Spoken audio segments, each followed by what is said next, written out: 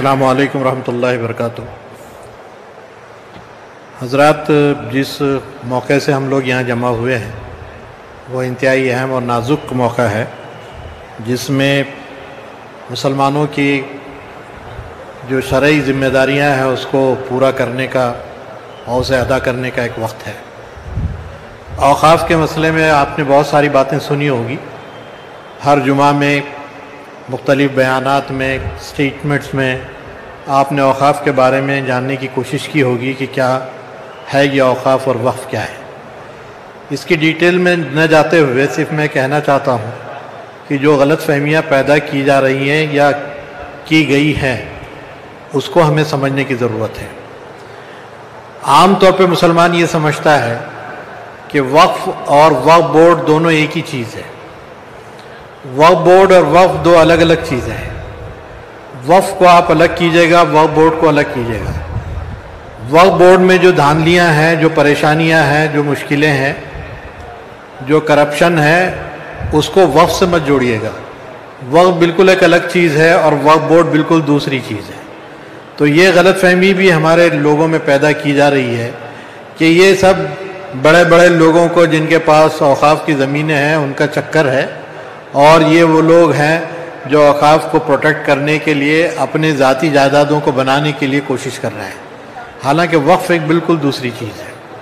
वक्फ़ नबी के ज़माने से चला आ रहा है और क़यामत तक वक्फ़ बाकी रहेगा। मुसलमानों की जितनी हुकूमतें हैं सब में वक्फ़ है, उसकी वजारत है और वो एक कामयाब अपना एक रोल प्ले कर रहा है।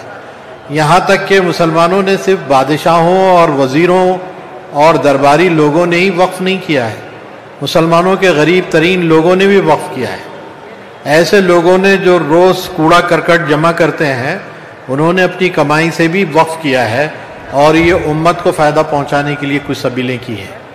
शायद आपके इल्म में होगा कि ये बॉम्बे की जामे मस्जिद, इसका एक अनाउंसमेंट एक जुमा के दिन हुआ था कि इसकी एक छत बनानी है या एक ज़मीन का टुकड़ा ख़रीदना है, इसलिए लोगों को इसमें ताउन करने की ज़रूरत है।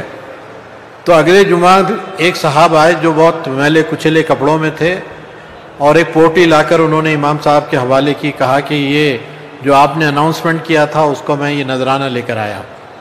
इमाम साहब ने देखा कि मैले कुचले कपड़े हैं और पूछा कि तुम करते क्या हो। वो कहा कि उससे गरज आपको होनी नहीं चाहिए, बस ये इतना यकीन कर लीजिए कि ये मेरे हलाल की कमाई है और मैं आपको दे रहा हूँ। फिर भी उन्होंने इसरार किया कि आखिर आप करते क्या हैं। तो उन्होंने कहा कि मैं और मेरी बीवी जो है वीटी के जो फुटपाथ है उस पर रहते हैं। वीटी का जो फुटपाथ है उस पर रहते हैं। रोज़ सुबह से उठकर कूड़ा करकट जमा करते हैं, प्लास्टिक जमा करते हैं और उससे जो कमाई होती है उसको हम जमा करते हैं और इस नीयत के साथ कि अल्लाह कभी हज करवा दे या कभी कोई मौका मिल जाए तो कर लेंगे। तो वो पैसा हमने जो जमा किया है, पिछले जुमा के अनाउंसमेंट के बाद मैंने अपनी बीवी से मशवरा किया कि वो जो पैसे रखे हुए हैं क्या दे दिए जाएं। तो बीवी ने कहा कि इससे अच्छा मौका कुछ नहीं है, क्योंकि हमारी उम्रें भी अब क्या बची हैं और कोई चोर डाकू अगर कोई ये पैसा लेकर भाग जाए तो उस बचा भी नहीं सकेंगे, इसलिए ये मैं अमाउंट लेकर आया। अब अंदाज़ा कीजिए कि एक कूड़ा करकट जमा करने वाला आदमी भी वक्फ़ को कंट्रीब्यूट करता है, इसलिए कि मुसलमानों को हुक्म दिया गया है कि जो सबसे महबूब तरीन चीज़ है, नेकी को तुम पहुँच ही नहीं सकते जब तक कि अपने महबूब तर चीज़ को अल्लाह की राह में खर्च न करो। मुसलमानों के औसाफ में ये बात बयान की गई है कि मिम्मा रज़क़नाहुम युनफ़िक़ून, जो कुछ रिज़्क़ हमने उन्हें दिया है उसमें से खर्च करते हैं। अब रिज़्क़ चाहे सलाहियतों के एतबार से हो, दौलत के एतबार से हो, वक्त के एतबार से हो, जो कुछ अल्लाह ने दिया है उसमें से वो अल्लाह की राह में खर्च करते हैं। सदक़ात की जितनी किस्में हैं उनमें वक्फ़ एक बिल्कुल पिक्युलर और वक्फ़ बिल्कुल एक अलग चीज़ है।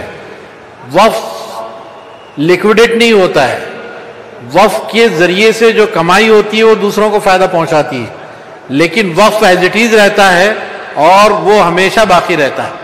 वो किसी को बेचा नहीं जाता, वो किसी को दिया नहीं जाता है, बल्कि अल्लाह के नाम पर रहता है और उससे पूरी उम्मत और इंसान फ़ायदा उठाते रहते हैं। ये तसव्वुर है। इस किस्म का तसव्वुर किसी मजहब में नहीं है, कोई आइडियोलॉजी इस किस्म का तस्वुर नहीं रखती है। کہ اللہ کے نام پر کوئی بڑی پراپرٹی رکھ دی جائے اور اس سے ہونے والی انکم کو لوگوں کو فائدہ پہنچانے کے لیے کیا جائے. لوگوں نے وقف بہت چھوٹی چھوٹی چیزوں کو بھی کیا ہے. پانی کے لیے وقف کیا ہے, کھانے کے لیے کیا ہے, لوگوں کی گردن چھڑانے کے لیے کیا ہے, جیل سے قیدیوں کو آزاد کرانے کے لیے کیا ہے. ایک وقت تو ایسا ہے کہ قیدیوں کو چھڑانے کے لیے جو تحریری کام ہوتا ہے وہ تحریری کام کے لیے وقف کیا گیا ہے کہ اس میں جو خرچ ہوگا اس وقت سے پورا کیا جائے گا. یہ رمضان میں جو قیدی چھوڑے جاتے ہیں یہ وقف کے ذریعے سے چھوڑے جاتے ہیں, اس کی کمائی سے چھوڑے جاتے ہیں. گویا انسانوں کی جتنی بہتر خدمت ہو سکتی ہے وقف کے ذریعے سے کی جاتی ہے. بھارت میں یہ وقف ہمارا جو ہے وہ سلطنت پیریڈ کا ہے, یعنی شہاب الدین غوری کے زمانے سے یہاں پر ہم وقف کی جائیدادوں کو محسوس کرتے ہیں. لیکن وہ زمانے میں رجسٹریشن کا, اس کو ریگولیٹ کرنے کا کوئی انتظام نہیں تھا, اس کو رجسٹرڈ نہیں کیا جاتا تھا. زبانی کہہ دیا جاتا تھا کہ یہ میری جو پراپرٹی ہے اور میں اس کو ہبہ کر رہا ہوں, میں اس کو جو ہے وقف کر رہا ہوں اللہ کے لیے اور اس کا فائدہ فلاں چیز کو پہنچے. جو واقف ہوا کرتا تھا اس کی منشا ہمارے شرعی اعتبار سے اتنی معتبر بانی گئی ہے کہ واقف کی جو منشا ہے وہ حدیث رسول کے برابر بتائی گئی ہے. جس طرح حدیث رسول کو تبدیل نہیں کیا جا سکتا اسی قدر جو ہے واقف کی منشا کو بھی تبدیل نہیں کیا جا سکتا کہ ایک مرتبہ جس مقصد کے لیے وقف کر دیا گیا ہے وہ مقصد اس سے پورا ہونا چاہیے. دنیا میں بھارت وہ ملک ہے جس میں سب سے زیادہ وقف ہے. 8,40,000 پراپرٹی وقف کی ہے اس ملک کے اندر. 9.5 لاکھ سے زیادہ ایکڑ زمین اس کے تحت آتی ہے. لوگ غلط فہمی پیدا کرتے ہیں کہ یہ ریلوے سے زیادہ اور ڈیفنس فورسز سے زیادہ جو زمین ان کے پاس ہے. حالانکہ ریلوے والوں نے, اس کے مینیجر نے کوئی وقف نہیں کیا ہے, وہ گورنمنٹ کی زمین ہے. یا یہ کہ ڈیفنس والے کسی کرنل اور میجر نے کوئی وقف نہیں کیا ہے وہ زمین, وہ گورنمنٹ کی زمین ہے. یہ مسلمانوں کی ذاتی ملکیت کو اللہ کے لیے وقف کیا گیا ہے. اس سے اس کو کمپیئر کرنے کا کوئی مطلب نہیں, اور دونوں کو کمپیئر کرنے کا کوئی سوال ہی پیدا نہیں ہوتا ہے. اگر آپ زیادتی بتانا چاہتے ہیں تو کرسچنز کے پاس ہم سے زیادہ پراپرٹی ہے ملک کے اندر, کرسچنز کے پاس ہم سے زیادہ پراپرٹی ہے. یہاں پر صرف اڑیسہ, آندھرا اور تلنگانہ میں مندروں کے پاس 20 لاکھ ایکڑ سے زیادہ زمینیں ہیں, ہم سے بہت زیادہ ہے. تو کمپیئر کرنے کی ضرورت نہیں ہے, لیکن جو کچھ ہے اسے جو ہے بچانے کی ضرورت ہے اور اپنی ذمہ داری پوری کرنے کی ضرورت ہے. یہاں پر یہ بات بھی ہمیں سمجھائی جاتی ہے کہ وقف کیونکہ اس قدر, اس میں 60 سے 70% وقف پراپرٹی یا تو گورنمنٹ کے پوزیشن میں ہے, ان کے سرکاری آفیسز ہیں, ان کا اپنا انفراسٹرکچرز ہے, یا یہ کہ انکروچرز کے ذریعے سے اس کو جو ہے ہتھیا لیا گیا ہے, یعنی لوگوں نے قبضے کر رکھے ہیں. 70% پوری وقف پراپرٹی اگر انکروچ کر لی گئی ہو اور بچی کچی 30% جو پراپرٹی ہے وقف کی اس پر دیدے لال ہو رہے ہیں, جس کے ذریعے سے جو اس قانون کے ذریعے سے ہتھیانے کی کوشش کی جا رہی ہے. اس حوالے سے اس کو سمجھنے کی ضرورت ہے. دوسرا مسئلہ ہمارا یہ ہے کہ ہمیں سمجھایا جا رہا ہے کہ جو لوگ پاکستان اور بنگلہ دیش چلے گئے ہیں مسلمان, ان کی بچی ہوئی پراپرٹی وقف ہے. حالانکہ بالکل غلط بات ہے.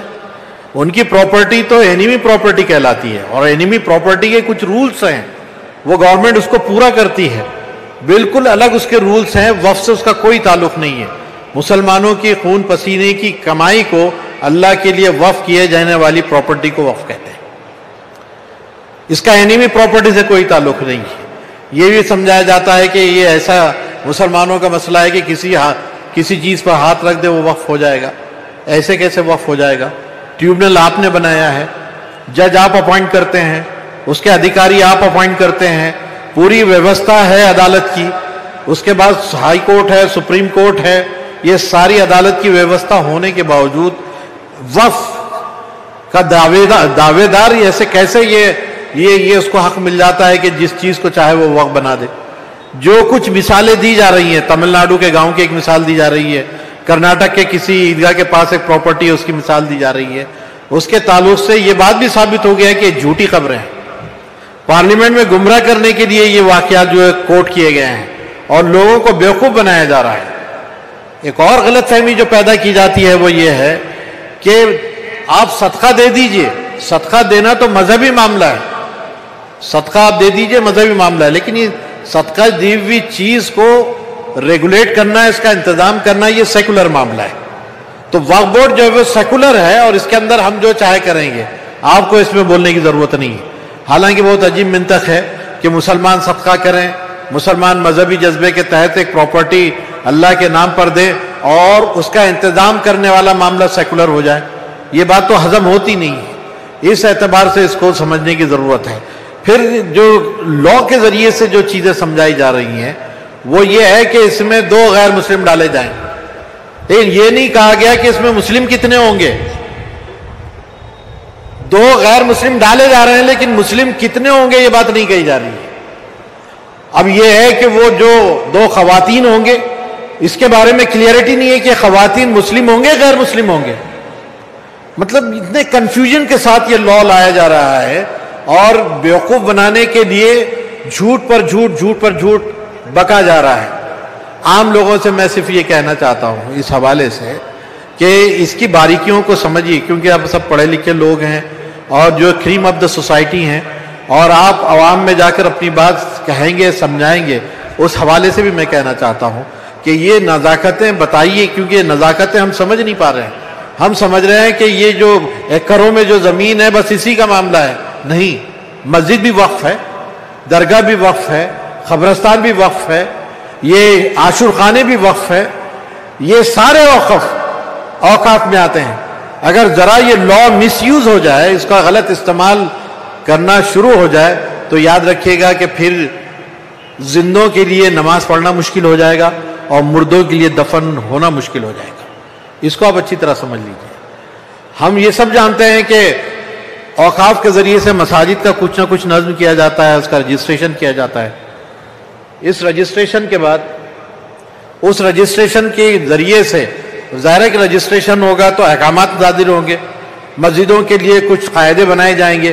اب وہ قاعدے مسلمان مانیں گے کتنے اور نہ مانے تو کیا ہوگا، کیا ٹیکسز لگائے جائیں گے، اور مسجدوں پہ ٹیکسز لگائے جائیں گے تو نماز پڑھنے کے لیے بھی ٹیکسز لگائے جا سکتے ہیں، اور مسلمانوں پہ اگر ٹیکسز مسجدوں میں نماز پڑھنے کے لیے لگائے جائیں گے تو کتنے لوگ نماز پڑھیں گے، مسجدیں کس قدر ویران ہوگی، اور پھر ویران مسجدوں کو یہ بتا کر کہ اب اس کا کوئی استعمال نہیں ہے، اس کی بولی لگا دی جائے گی اور کوئی ہوٹلوں اور استبلوں کے لیے اس کو خرید لے گا۔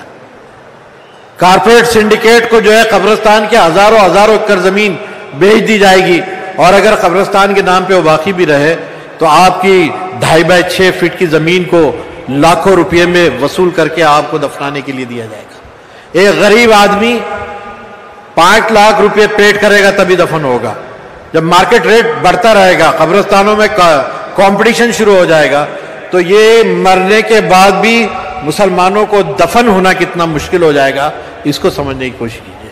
آج اتنی آسانی سے ہم درگاہوں پہ جاتے ہیں، اتنی آسانی سے عاشور خانوں میں جاتے ہیں، اتنی آسانی سے جو ہے جو مجلسیں ہم جو ہے منعقد کرتے ہیں اور اتنی نمازیں ادا کرتے ہیں اور دفنانے کے لیے اتنی آسانیاں ہیں، یہ دھیرے دھیرے خود بخود ختم ہو جائے گی۔ اس حوالے سے ہمیں بیدار ہونا چاہیے اور اس کے لیے ایک مضبوط اتحاد کے ساتھ، اتحاد و اتفاق کے ساتھ اس قانون کی مخالفت کرنا چاہیے۔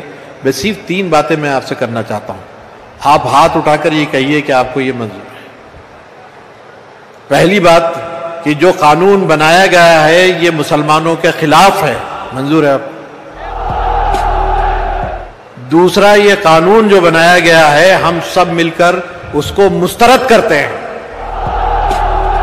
تیسری بات یہ کہ یہ جو قانون بنایا گیا ہے گورنمنٹ آف انڈیا اس کو رول بیک کر کے اس کو واپس لے۔ جزاکم اللہ خیر۔